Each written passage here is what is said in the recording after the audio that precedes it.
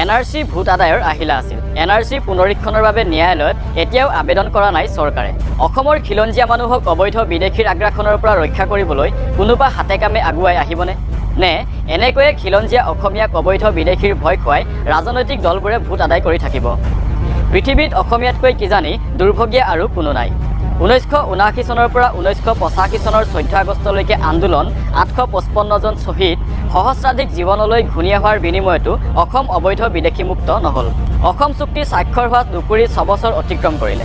অহা 14 আগষ্টত অসম চুক্তি স্বাক্ষৰৰ ঐতিহাসিক দিনটোত ভৰি দি অসমীয়াই যদি এবাৰ উভতি চায় তেতিয়াহ'লে এটা বিৰাট শূন্য আৰু প্ৰতাৰণাৰ বাহিৰে একো নাপালে।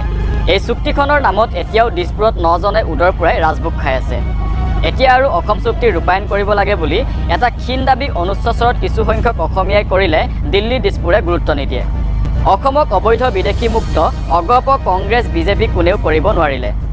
অবৈধ বিদেশী চিনাক্তকৰণৰ বাবে NRC প্ৰস্তুতকৰণ হৈছিল যদিও ইয়াতো ৰাজনীতি। অগপই এই ক্ষেত্ৰত একেবাৰে নিৰাপদ দূৰত্বত থাকি কাৰ পিঠিত উঠিলে নিৰ্বাচনী বৈতৰণি পাৰ হ'ব পাৰি সেই অংকতে ব্যস্ত।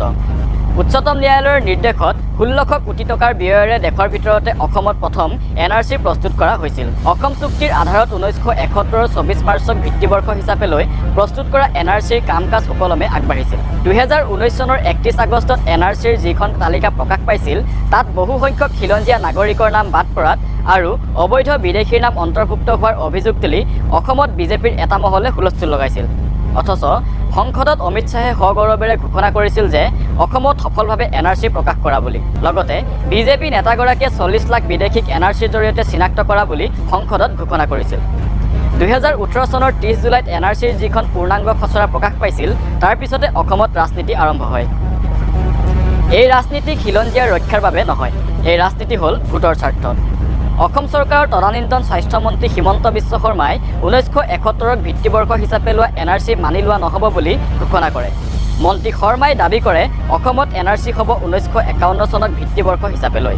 9 আগষ্টত বিধানসভাৰ মজিয়াত এই সম্পৰ্কত বিধায়ক আব্দুল ৰহিম আহমেদৰ এটা মৌখিক প্ৰশ্নৰ উত্তৰত মুখ্যমন্ত্ৰী হিমন্ত বিশ্ব শৰ্মাই জনায় যে NRC নতুনকৈ প্ৰস্তুতকৰণৰ বাবে অসম চৰকাৰে উচ্চতম ন্যায়ালয়ত পুনৰ কোনো আবেদন জনোৱা নাই।